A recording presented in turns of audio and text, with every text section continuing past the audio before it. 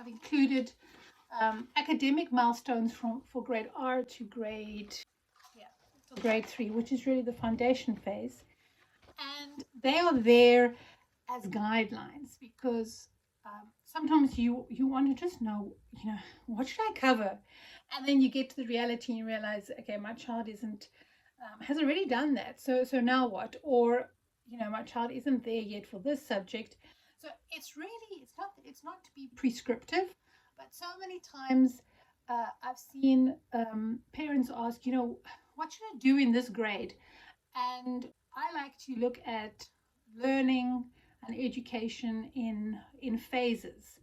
And I've spoken about that before. But if you look at your foundation phase, then have a look through these milestones and your grade 3 and say, what, I've got 3 years to be able to cover this, or maybe even 4 years. It doesn't really matter how long you take. And it just takes stress off you and your child to say, I need to do this within a year, and then I can move on. Because with homeschooling, you're not following.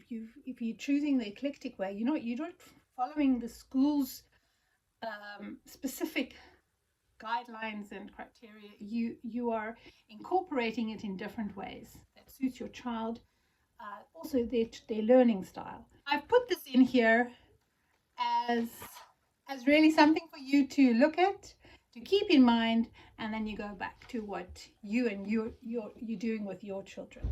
And it's just something nice to have at the back of your mind, almost like a little checklist, but it's not something to tick it off, if you understand.